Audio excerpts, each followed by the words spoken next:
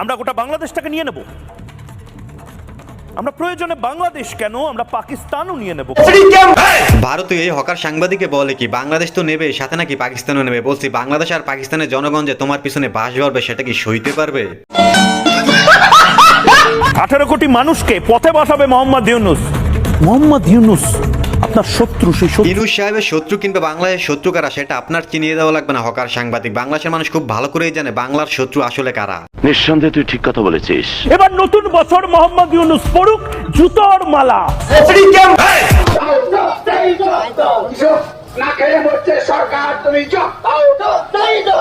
শয়তান আছে, সে হলো ময়ূক রঞ্জন। আমি তো আপনাদের সামনে দিয়ে বলে দিয়েছি ওর নামে একটা মামলাও হচ্ছে। আমার মাফ করে দেন হুজুর, আমার ভুল হয়ে গেছে। লে হালুয়া, কলকাতার এই মলম বিক্রেতার নামে মামলা হয়েছে। আবার এই নিউজও দেখলাম কলকাতার মানুষ নাকি তার বাড়িও ঘেরাও দিয়েছে। আরো করবে বাংলাদেশকে নিয়ে উল্টাপাল্টা নিউজ। এবার ঠেলা সামলাও। কাজ নেই তো খই ভাজ। আমার মনে হয় ভারত সরকার ওই চিঠিটা ডাস্টবিনে ফেলে দিয়েছে, কারণ ভারতবর্ষের ইতিহাস জানে না এই নাবালক উপদেষ্টারা। এই মালটা সবসময় উল্টাপাল্টা জিনিস খেয়ে বাংলাদেশকে নিয়ে কখন কি বলবে তা সে নিজেও যায় না। বলছে কি দাদা আপনি এখনো বাঙালিদের চিনতে পারেন না যে বাঙালি কি জিনিস? মাল, গোলমাল, একের মাল, গোলমাল, সেই মাল। দুষ্ট বান্ধবীকে যাই বলা হোক না কেন তার উত্তর একটাই, মাল। এত মাল করো কেন বান্ধবী? তুমি নিজেই তো একটা কঠিন মাল। আমি তো অর্ধেকটা নেই না, পুরোটাই নিয়ে নেই। এই অর্ধেক পুরোটাই এটা কি আসলে? আমরা শুনেছি তিশা নাকি প্রেগনেন্ট, এরকম একটা গুজবও শুনেছি। আমি জানি না গুজব কিনা, এটা কি গুজব? এরকম শুনি আমিও প্রেগনেন্ট। হায় হায়, চাচাই আমার কি বলে? চাচাও নাকি প্রেগনেন্ট। আর এমনি তো এই দুষ্ট বান্ধবীর সাথে যারাই আসুক না কেন তাদেরকে সে হালকা করে একটু রোস্ট করে দেয় আর কি। কেসটা তুমি ধরেই ফেলেছো। পরোটা, একটা সিদ্ধ ডিম, একটা কাঁচা লঙ্কা, আনলিমিটেড তরকারি। কি বলে তুমি? রাজুদার পরোটা মাত্র 40 টাকা। এখন আর 30 টাকা নেই, 40 টাকা। আসলে রাজুদার পরোটা বলে কথা, খুব তাড়াতাড়ি এই পরোটা চাঁদের দেশেও বিক্রি হবে। কেমন? এইটাও সম্ভব? ট্যাক্সি তুমি তো বলতেছো ভাই, বেশ এরকমই। আবাসিক হোটেলের মালিকদের দৃষ্টি আকর্ষণ করছি। আবাসিক হোটেলে আমার মা যেতে চায়, আমার মাকে একটু নিয়ে নেন, কারণ আমি পাট খেতে জন্ম হয়েছি, আমার কোনো পরিচয় নেই। এই যে দুষ্ট বান্ধবী তোমাকে বলছি, ক্যামেরার সামনে নিজের বংশের পরিচয় এরকমটা না দিলেও পারতেন। কি বলেন আপনারা? ভারতের কি আপনি? আমি ভারতের নাগরিক। আমি ভারতের নাগরিক। ভারতের প্রশাসন বলবে, ভারতের নির্বাহীরা বলবে আপনি আমরা পাকিস্তানে যাবো না, জাপান যাবো, সে আপনার ভিসা বন্ধ করে দেয়, যোগাযোগ বন্ধ করে যাবো না। আপনার ব্যর্থ হয়েছে, আপনার ভারতের সাথে ব্যর্থ হয়েছে, আপনাদের কূটনীতি ব্যর্থ, সমরনীতি ব্যর্থ। দশরেশ্বরী মন্দিরে 5 কোটি মুকুট নিয়ে আসছেন, মুকুটে কি করবো আমরা? আপনি আমাদের জায়গা জমি নিয়ে যাচ্ছেন আর মুকুট করতেছেন।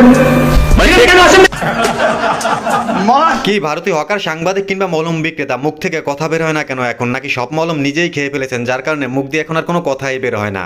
কেসটা তুমি ধরেই ফেলেছো। চরে চরে পড়ে না, সরে সরে সরে। ভালো হবে না? ওই যে তাল তোমার শরীরে যে দুইটা লড়তেছে পরে না। আর বললেন না, মেলা বলছেন। ঠিক না উত্তর? মুরব্বী এগুলো বলতে নেই। আর এই প্রশ্নের উত্তর শুনে বান্ধবীর মুখের হাসি দেখছেন পুরাই অন্য লেভেলের ছিল, তাই না? মিস চকলেট কি দিবা, কি নিবা? ওকে আমার দাঁতগুলো দিয়ে দিব। আমার এখানে একটা গজ দাঁত আছে, মানে অনেকে বলে গজ দাঁত থাকলে গজদন্তিনী বলে। সো আমার মনে হয় যে ওর থেকে আমার দাঁতগুলো সুন্দর, ওইটা ওরে দিয়ে দিব। এইটা কোনো কথা বলেন তো? আপনারা মিস চকলেটকে দেওয়ার জন্য আপনি আর কিছু খুঁজে পেলেন না যে আপনার দাঁতেই তাকে দিতে হবে? অ্যান্ড ওর থেকে নিব বলতে ওর মধ্যে অনেক প্রেম আমি দেখি না, এটা বলবো না, যতই জুনিয়র হোক না কেন, বাট ওর মধ্যে অনেক প্রেম। সো 2 দিন পর দেখি শিফট হয় প্রেম একজন থেকে আরেকজনের প্রতি। সো এই যে ক্যাপাবিলিটি, আমার মন যার প্রতি যায় তার প্রতি আটকায় যায়, আমি চাই ওর মতো আমার মন শিফট হোক খালি, যাতে আসো খেলবো, খেলা হবে। কি বুঝলেন আপনার? আসলে এক 12 ভাতারি আর এক 12 ভাতারিকে একটু ফলো করে আর কি, কারণ কক্সবাজারে গিয়ে আইফোন লইতে হবে না। কোনো সামরিক বিভাগ আছে বাংলাদেশের? কোনদিন বাংলাদেশ যুদ্ধ করেছে?